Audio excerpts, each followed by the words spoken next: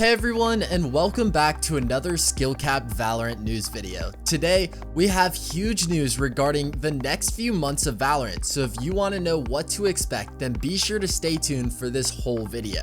SkillCapped is your spot for all the up-to-date Valorant news, so if you want to be in the loop, then be sure to subscribe with notifications on. Alright, now let's jump right into it.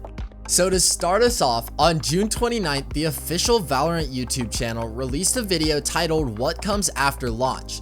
In this video, Anna Donlin gives a ton of insider information regarding the timeline of Valorant.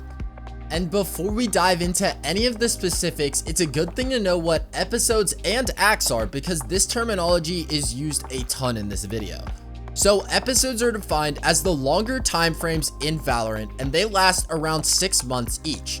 Every episode is then broken into 3 acts that will last for 2 months.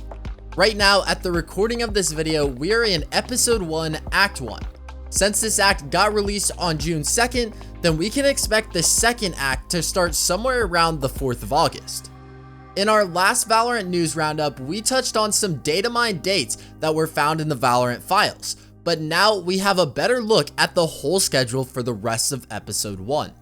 Keep in mind that these dates aren't officially confirmed and they might change in the future, but are very likely to be accurate. Now, let's go ahead and go over some of the information that has been announced surrounding agent releases.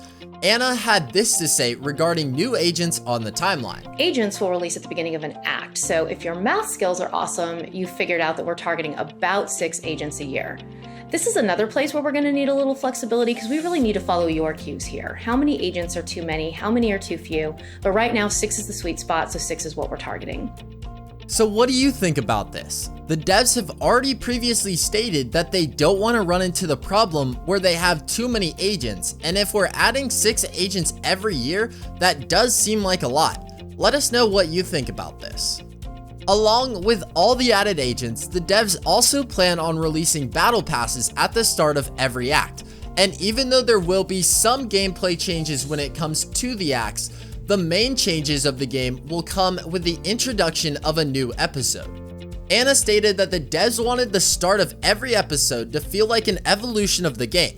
Now, you might be wondering how exactly this is accomplished. Well, she went on to say that we can expect new maps or new major features to come into the mix. Some of these major features might happen to be new game modes, and that's the next topic that we have news on. Now, a lot of players really liked how with the official release of Valorant, we got a shorter game mode, Spike Rush. What players didn't really like though, was that it wasn't team deathmatch. Well, in the video, we got informed that the game mode department of Valorant has seen a lot of accelerated development in the past couple of weeks. And I know you guys want me to sit here and tell you when we can expect our next game mode to be released, but sadly the developers have not decided whether they want to implement the new modes at the beginning of episodes or acts. Instead, they informed us that a new game mode is confirmed to come sometime before episode 2 starts. We can't wait to see what game mode this is because there have been numerous supposed leaks on the topic.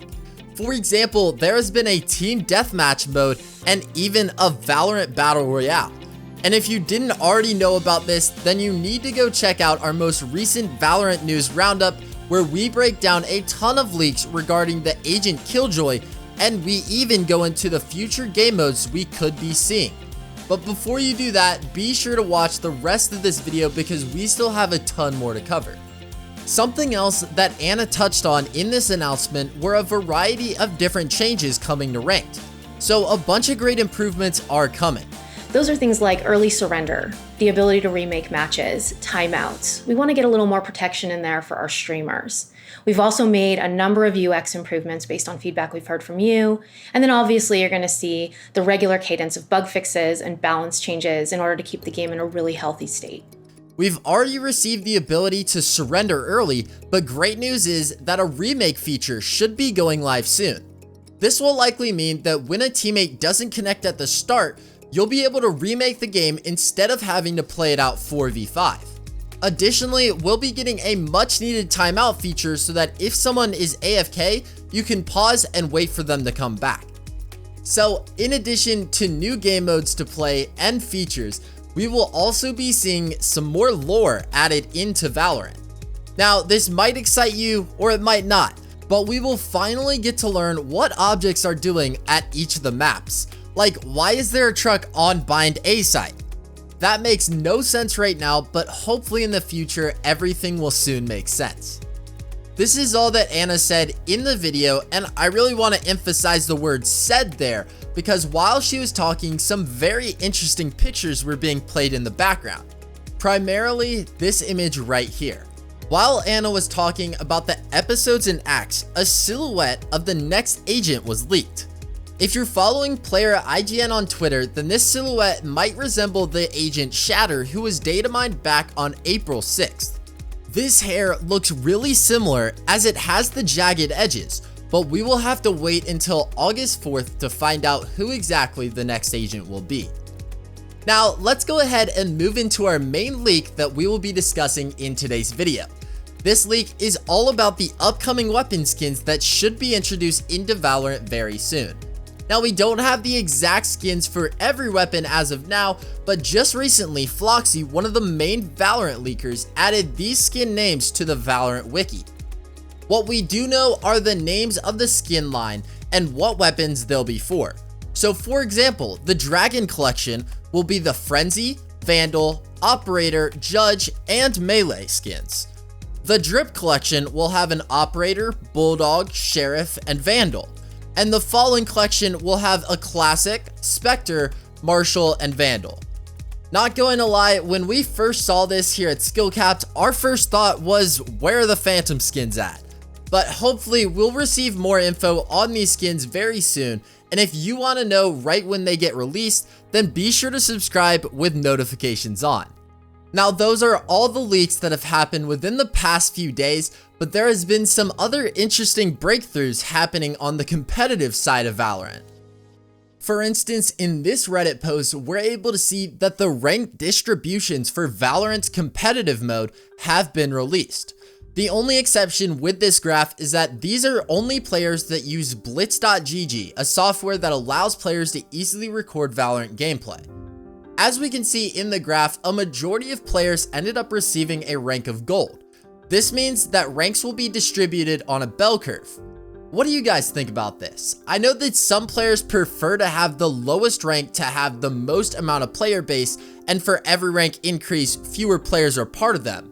In a way, this would be more intuitive to most people since each rank increase would represent a smaller portion of the player base. However, the main reason for Valorant going for this bell curve is that it can make grinding ranked more rewarding for the average player. Each season, they can start out at Iron or Bronze and then climb to their peak rank of Gold. It can give them a sense of progression.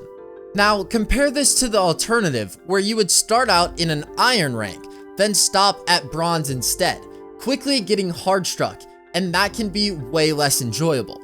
So what do you think of this? Do you think it gives players a false sense of progression and take away some of the worth of ranked achievement? Or do you think it doesn't matter considering the higher ranks still have similar value?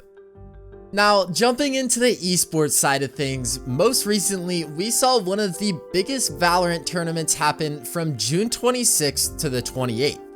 This was the T1 Nerd Street Gamers Showdown. This tournament was crazy for the NA community, with TSM taking it home with a 3-0 sweep in the grand finals against T1.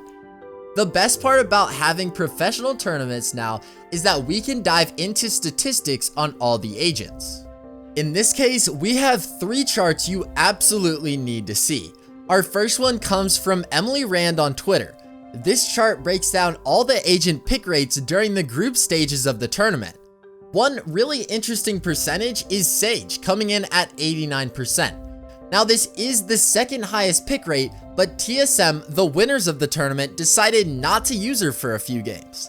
These teams did opt to have Cypher for 94% of the rounds though. So who knows, with the winning team able to win without a Sage, maybe we'll be seeing a shift in the meta very soon. Now, one not so surprising pick rate is Viper, sitting at 1%. Even though this is extremely low, it was kind of expected due to her balance changes that occurred prior to the tournament. Whenever something like this happens, a lot of players just decide to stay away from the agent altogether. We saw this also happen when Raze was nerfed during the beta right around the time Twitch Rivals was happening. It will be very interesting to see if this pick rate increases for future tournaments. Now, our final two charts take all the professional games that have happened so far and rank the top 5 teams from both the NA and EU regions based on an MMR/ELO system.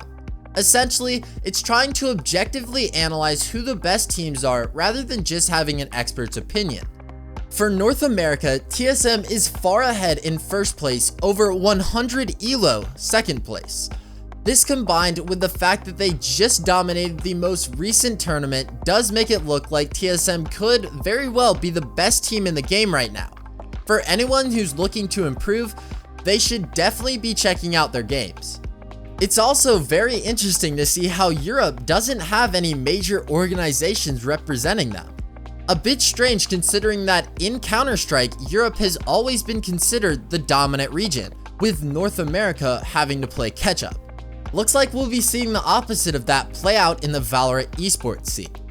Well, that wraps it up for all the news, leaks, and announcements right now, but there's always more to come. If you want to stay up to date with all the Valorant news, then be sure to subscribe with notifications on so that you never miss an upload. Everyone here at SkillCapped appreciates you watching, and we will see you all in the next one.